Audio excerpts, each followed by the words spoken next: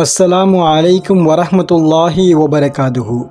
அல்லாஹும்ம ஸல்லி அலா சய்யிதினா முஹம்மதின் வ அலா ஆலி சய்யிதினா முஹம்மதின் வபாரிக் வசல்லிம்.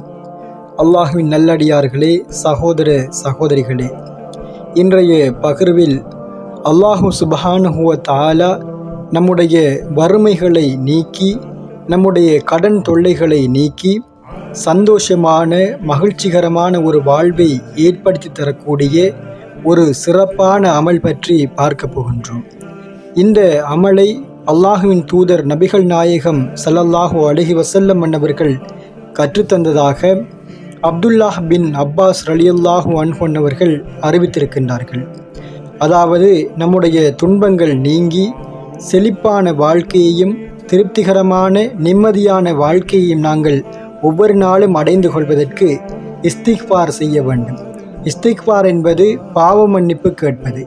நாம் அன்றாடம் நம்மை அறிந்தும் அறியாமலும் எத்தனையோ விதமான பாவங்களை செய்து கொண்டிருக்கின்றோம். இன்ஷா அல்லாஹ் நாம் நம்முடைய பாவங்களுக்காக வருந்தி மனதால் உணர்ந்து அல்லாஹ்விடத்தில் அதிகமாக பாவ மன்னிப்பு கோருவோம். அப்படி பாவ மன்னிப்பு கோருகின்ற போது அல்லாஹு சுப்ஹானஹு வ தஆலா நமக்கு ஏற்படக்கூடிய கஷ்டங்கள், கவலைகள், வறுமைகள், துன்பங்கள் போன்றவற்றை நீக்கி மகிழ்ச்சிகரமான செல்வம் நிறைந்த சந்தோஷமான வாழ்வை ஏற்படுத்தி தருவான்.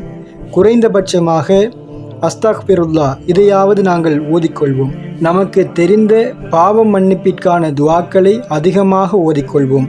அல்லாஹு சுப்ஹானஹு வ தஆலா நம்முடைய கஷ்டங்கள், கவலைகளை போக்கி மகிழ்ச்சிகரமான ஒரு வாழ்வை ஏற்படுத்தி தருவானாக. இன்ஷா அல்லாஹ்.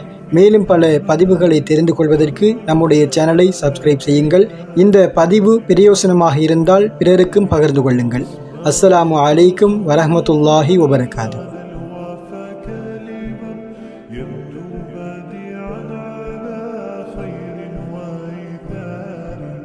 ومريم ترتوي